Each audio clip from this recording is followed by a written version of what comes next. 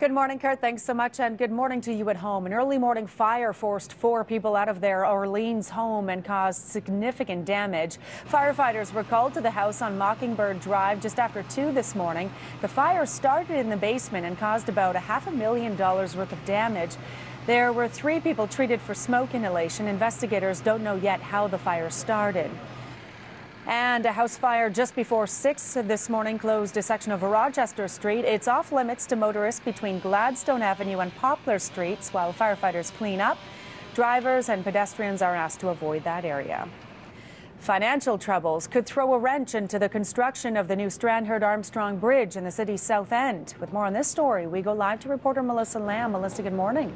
Good morning, Annette. Well, this is upsetting news for commuters living in the area. The bridge will link 2 of Ottawa's fastest growing communities, Barrhaven and Riverside South. Concrete USL was awarded the $48 million project over its major competitor, R.W. Tomlinson, saying it could complete the bridge for $1 million less. The project started back in June of 2010 and was supposed to be finished by the end of the year. But Concrete USL is $35 million in debt and unable to pay its suppliers and employees. It has gone into receivership, which means the project timeline could be delayed. I hope that it doesn't, but if circumstances change, there is a scenario where the timelines maybe need to be adjusted. And the bridge is about 60% complete and work is still being done by a third-party contractor. Annette? Okay, Melissa, thanks. Another temperature record is set to fall today, and if it does, it will be the 7th time Ottawa has made the record books this month.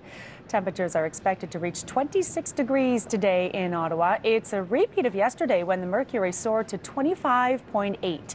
That shattered the previous record of nearly 15 degrees. A similar story is happening right across Ontario, where 159 temperature records have been set over the past week. In France, police are still trying to negotiate with a gunman suspected in 3 recent attacks. The man is holed up in a house in Toulouse, surrounded by police officers. Shots were fired at the home earlier this morning, wounding 2 officers. The gunman is suspected in Monday's attack on a Jewish school that killed 3 school children and a rabbi, and 2 other attacks that killed 3 paratroopers. The man claims to have ties to Al-Qaeda. It's a sentence that some are calling too lenient. Former junior hockey coach Graham James will spend 2 years in jail for abusing 2 former players. The Crown had argued for a 6-year sentence. James's victims are calling his punishment a travesty. Todd Holt says there are more abusers out there just like James, and he says this sentence shows that Canada won't do much to stop them. The other victim, former NHLer Theo Fleury, has called on Canadians to demand tougher sentences for sexual predators.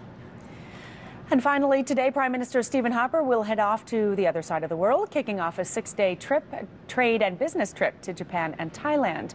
Harper is expected to announce the start of free trade talks with one nation and begin negotiations with the other. Then he'll join a nuclear security summit in Korea. Harper will also visit Japan's northern region, showing his support for people affected by last year's earthquake and tsunami.